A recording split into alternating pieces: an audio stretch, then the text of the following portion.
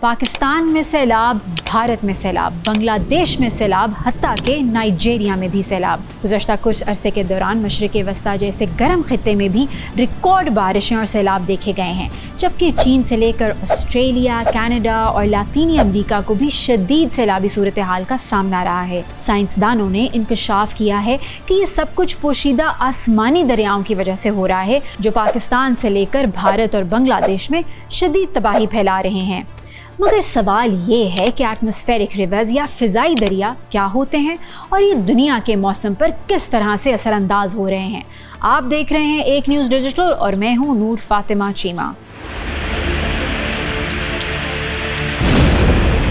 سائنسدانوں کے مطابق پاکستان سمیت دنیا کے مختلف ممالک میں شدید بارشیں اور سیلاب ایٹماسفیرک ریورز یعنی آبی بخارات کے دریاؤں کے سبب آ رہے ہیں، جو ہر گزرتے سال کے ساتھ زیادہ شدید، تباہ کن اور لاکھوں زندگیوں کے لیے مسلسل خطرہ بنتے جا رہے ہیں۔ ان آسمانی دریاؤں کو فضا میں اڑتے دریا بھی کہا جاتا ہے، جو دراصل واٹر ویپرز یا پانی کے بخارات پر مبنی لمبے چوڑے کالم ہیں، جو عام طور پر براعظم امریکہ، آسٹریلیا، افریقہ اور ایشیا کے کچھ حصوں پر مشتمل ٹراپیکل علاقوں سے اٹھنے کے بعد شمالی اور جنوبی قطب کے جانب بڑھتے اور پھیل جاتے ہیں۔ عام طور پر ایک ایٹماسفیرک ریور یا آسمانی دریا تقریباً 2000 کلومیٹر لمبا،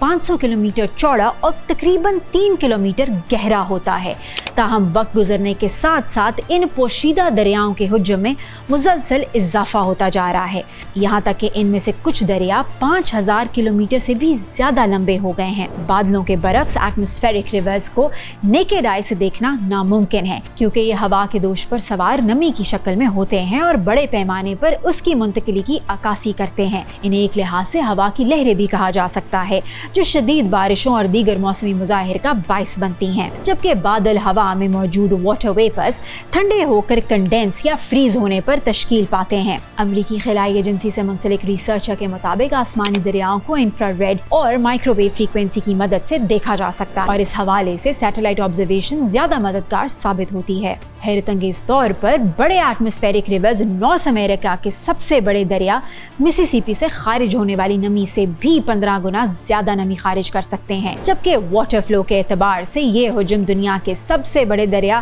ایمیزون کے مقابلے میں تقریباً 2 گنا ہے۔ ویسے تو ایٹماسفیرک ریورز ہمیشہ سے ہی اپنا وجود رکھتے ہیں، تاہم گلوبل وارمنگ کی وجہ سے ان کا حجم اور شدت بڑھتی جا رہی ہے، اور اب یہ پوشیدہ دریا اس قابل ہو گئے ہیں کہ بہت کم وقت میں بڑے پیمانے پر پانی برسا سکیں۔ تحقیق سے یہ پتہ چلتا ہے کہ 1960 سے اب تک عالمی سطح پر آبی بخارات میں کم و بیش 20% اضافہ ہوا ہے، اور گلوبل ٹیمپریچر میں اضافے کے ساتھ ساتھ یہ شرح مسلسل بڑھتی جا رہی ہے۔ یہی وجہ ہے کہ فضا میں اڑتے دریا گزشتہ کچھ عرصے سے تباہ کن سیلابوں اور لینڈ سلائڈنگ کی وجہ بنتے جا رہے ہیں۔ حالیہ ریسرچ کے مطابق امریکہ سے افریقہ، مشرق وسطیٰ اور ایشیا تک آسمانی دریا زیادہ لمبے ٹائم کے لیے برقرار رہ رہے ہیں، جس کے باعث بارشوں اور سیلاب کے سلسلے طویل اور زیادہ نقصان دہ ہوتے جا رہے ہیں، جبکہ پاکستان اور بھارت سمیت دنیا کے کئی ممالک کو ایسی ہی صورتحال کا سامنا ہے۔ مارچ اور اپریل کے دوران چین، کوریا اور جاپان میں ہونے والی مانسون بارشوں میں سے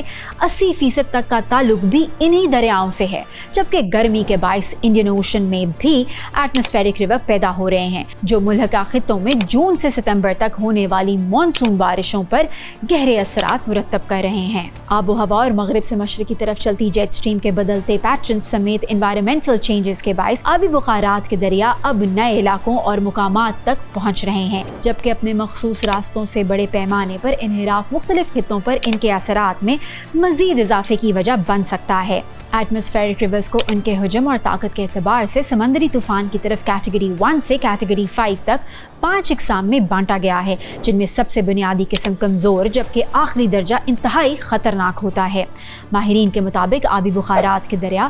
گرم سمندروں سے آنے والی تمام نمی کو بارشوں کی صورت میں زمین پر برسا دیتے ہیں، اور یہ سلسلہ چند گھنٹوں سے لے کر کچھ دنوں تک جاری رہتے ہوئے سیلاب اور لینڈ سلائڈنگ کے واقعات میں اضافے کا سبب بنتا ہے۔ تاہم ایسے तमाम वाक़यात एटमॉस्फेरिक रिवर्स की वजह से भी नहीं होते। इनके बैकग्राउंड में आंधी तूफान जैसे फैक्टर्स भी कार फरमा हो सकते हैं। यहाँ ये बात जानना भी ज़रूरी है कि आबी बुखारात के तमाम दरिया तबाहकुन नहीं होते। इनमें से कुछ फ़ायदेमंद भी हो सकते हैं, ख़ास तौर में ऐसी सूरत में कि जब वो ऐसी जगहों पर बरसें जहाँ तवील अरसे से खुश्क साली का राज हो। इससे भी ज़्यादा अहम नुक्ता ये है कि एटमॉस्फेरिक रिवर्स की निगरानी का सिलसिला ज़्यादातर अमरीका के मगरबी साहिलों तक महदूद है, जबकि लिमिटेड नॉलेज के सबब इनको ओवरऑल वेदर फोरकास्ट में बड़े पैमाने पर शामिल भी नहीं किया जा सकता। इस ज़मन में सबसे बड़ा चैलेंज खुद फिजा में उड़ते दरिया नहीं बल्कि इनके असरात से मुतल्लिक डेटा का कम होना या बिल्कुल ही दस्तयाब ना होना है।